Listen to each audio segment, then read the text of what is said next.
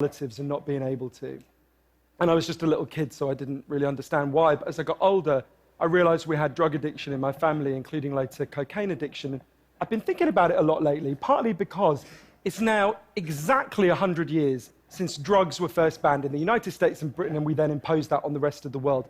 It's a century since we made this really fateful decision to take addicts and punish them and make them suffer because we believed that would deter them, it would give them an incentive to stop.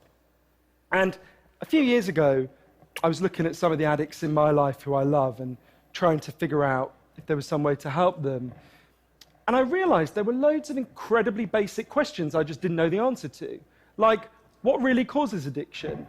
Why do we carry on with this approach that doesn't seem to be working? And is there a better way out there that we could try instead? So I read loads of stuff about it, and I couldn't really find the answers I was looking for. So I thought, okay, I'll go and sit with different people around the world who've lived this and studied this and talk to them and see if I can learn from them. And I didn't realize I would end up going over 30,000 miles at the start, but I ended up going and meeting loads of different people, from a transgender crack dealer in Brownsville, Brooklyn, to a scientist who spends a lot of time feeding hallucinogens to mongooses to see if they like them. It turns out they do, but only in very specific circumstances. To the only country that's ever decriminalized all drugs, from cannabis to crack, Portugal. And the thing I realized that really blew my mind is almost everything we think we know about addiction is wrong. And if we start to absorb the new evidence about addiction, I think we're going to have to change a lot more than our drug policies. But let's start with what we think we know, what I thought I know, right? Let's think about this middle row here, right? Imagine all of you for 20 days now went off and used heroin 3 times a day. Some of you look a little bit more enthusiastic than others at this prospect. Don't worry, it's just a thought experiment. Imagine you did that, right? What would happen? Now, we have a story about what would happen that we've been told for a century. We think because there are chemical hooks in heroin, as you took it for a while, your body would become dependent on those hooks, you'd start to physically need them, and at the end of those 20 days, you'd all be heroin addicts, right? That's what I thought. First thing that alerted me to the fact something not right with this story is when it was explained to me, if I step out of this TED Talk today and I get hit by a car and I break my hip, I'll be taken to hospital and I'll be given loads of diamorphine. Diamorphine is heroin. It's actually much better heroin than you're ever going to buy on the streets, because the stuff you buy from a drug dealer is contaminated, actually very little of it is heroin, whereas the stuff you get from the doctor is medically pure. And you'll be given it for quite a long period of time. There are loads of people in this room who may not realize that you've taken quite a lot of heroin, right? And anyone watching this anywhere in the world, this is happening. And if what we believe about addiction is right, those people are exposed to all those chemical hooks. What should happen? They should become addicts. This has been studied really carefully. It doesn't happen. You will have noticed if your grandmother had a hip replacement, she didn't come out as a junkie. And when I learned this, it just seemed so weird to me, so contrary to everything I'd been told, everything I thought I knew. I just thought it couldn't be right. Until I went and met a man called Bruce Alexander, who's a professor of psychology in Vancouver, who carried out an incredible experiment that I think really helps us to understand this issue. Professor Alexander explained to me, the idea of addiction we've all got in our heads, that story, comes partly from a series of experiments that were done earlier in the 20th century. They're really simple experiments. You can do them tonight when you go home if you feel a little bit sadistic. You get a rat and you put it in a cage, and you give it 2 water bottles. One is just water, and the other is water laced with either heroin or cocaine. If you do that, the rat will almost always prefer the drugged water and almost always kill itself quite quickly. So there you go, right? That's how we think it works. In the 70s, Professor Alexander comes along and he looks at this experiment and he noticed something. He said, we're putting the rat in an empty cage. It's got nothing to do except use these drugs. Let's try something a bit different.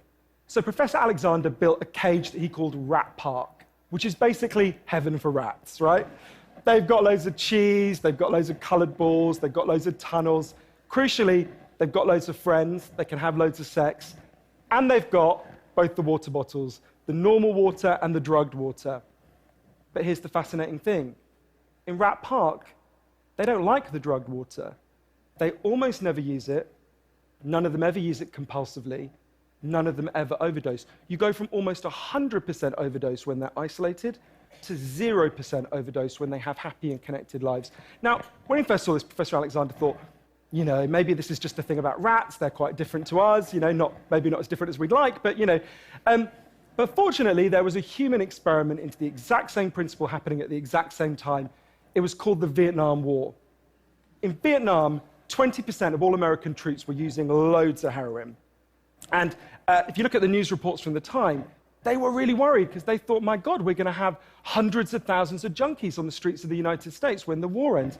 It made total sense. Now, those soldiers who were using loads of heroin were followed home. The Archives of General Psychiatry did a really detailed study, and what happened to them? It turns out they didn't go to rehab. They didn't go into withdrawal.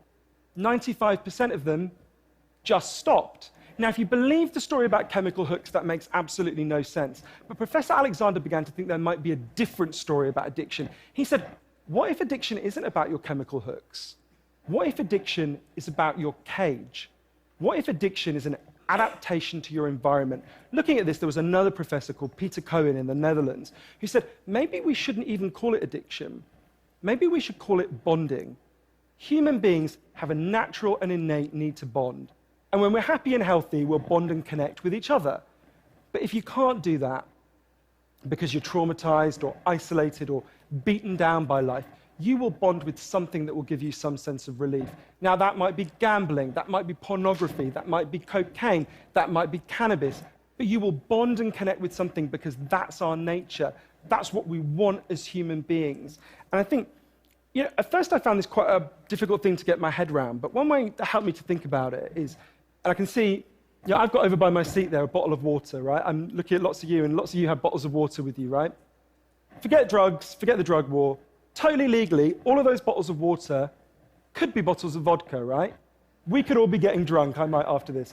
But we're not, right? Now, because you've been able to afford the approximately a gazillion pounds that it costs to get into a TED Talk, I'm guessing you guys could afford to be drinking vodka for the next 6 months.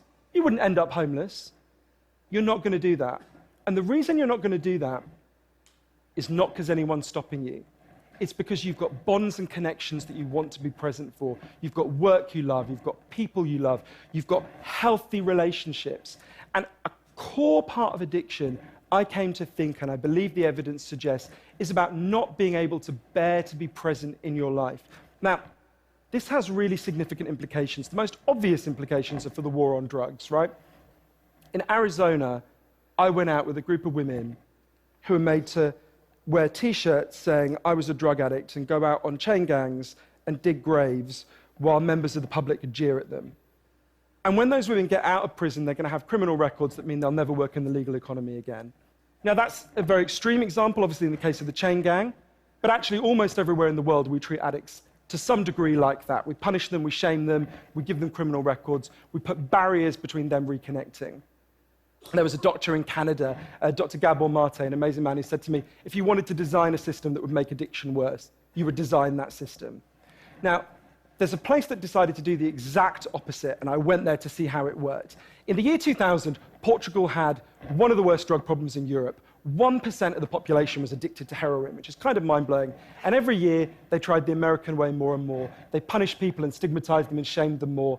And every year, the problem got worse. And one day, the Prime Minister and the leader of the opposition got together and basically said, look, we can't go on with a country where we're having ever more people becoming heroin addicts. Let's set up a panel of scientists and doctors to figure out what would genuinely solve the problem. And they set up a panel led by an amazing man called Dr. João Goulão to look at all this new evidence. And they came back and they said, decriminalize all drugs, from cannabis to crack. But, and this is the crucial next step, take all the money we used to spend on cutting addicts off, on disconnecting them, and spend it instead on reconnecting them with the society. And that's not, essentially, that's not really what we think of. What they did wasn't really what we think of as drug treatment in the United States and Britain. So they do residential rehab, they do psychological therapy that does have some value. But the biggest thing they did was the complete opposite of what we do. A massive program of job creation for addicts and microloans for addicts to set up small businesses. So say you used to be a mechanic. When you're ready, they go to a garage and they'll say, if you employ this guy for a year, we'll pay half his wages. The goal was to make sure that every addict in Portugal had something to get out of bed for in the morning. And when I went and met the addicts in Portugal, it was fascinating. What they said is, as they rediscovered purpose, they rediscovered bonds and relationships with the wider society. It'll be 15 years this year since that experiment began, and the results are in.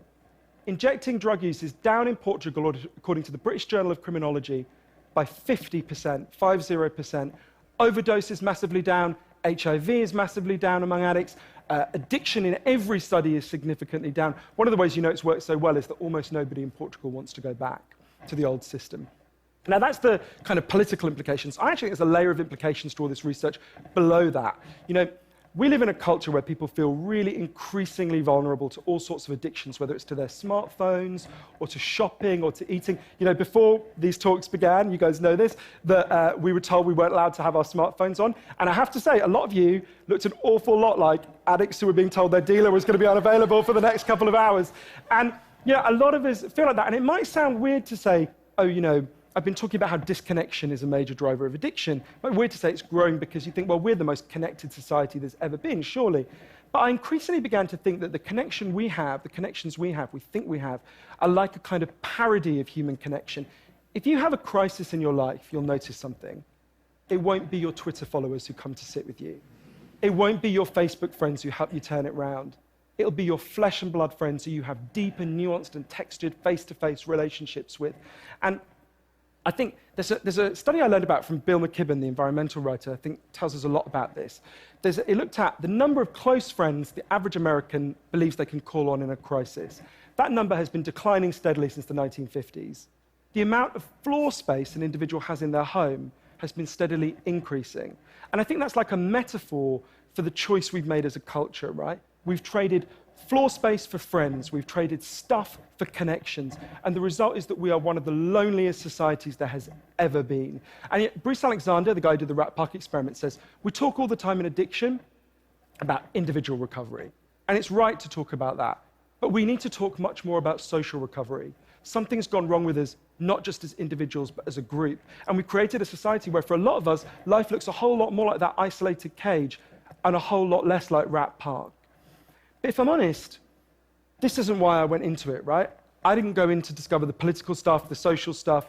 I wanted to know how to help the people I love. And when I came back from this long journey and I'd learned all this, I looked at the addicts in my life, and if you're really candid, it's hard loving an addict, and there's going to be lots of people who know in this room you're angry a lot of the time. And I think one of the reasons why this debate is so charged is because it runs through the heart of each of us, right? Everyone has a bit of them that looks at an addict and thinks, I wish someone would just stop you. And the kind of script we're told for how to deal with the addicts in our life is typified by, I think, by the reality show Intervention. If you guys haven't seen it, I think everything in our lives is typified by reality TV, but that's another TED Talk. If you've never seen the show Intervention, it's a pretty simple premise. You get an addict, all the people in their life, gather them together, and say, if you don't shape up, they confront them with what they're doing, and they say, if you don't shape up, we're going to cut you off, right? So what they do is they take the connection to the addict and they threaten it. They make it contingent on the addict behaving the way they want. And I began to see why that approach doesn't work. And I began to think that almost that's like the importing of the logic of the drug war into our private lives. So I was thinking, well, how can I be Portuguese, right? And what I try to do now, and I can't tell you I do it consistently, and I can't tell you it's easy, is to say to the addicts in my life that I want to deepen the connection with them, to say to them, I love you whether you're using or you're not. I love you whatever state you're in, and if you need me, I'll come and sit with you because I love you and I don't want you to be alone or to feel alone. And I think the core of that message, you're not alone, we love you, has to be at every level of how we respond to addicts, socially, politically, and individually. For 100 years now, we've been singing war songs about addicts. I think all along we should have been singing love songs to them, because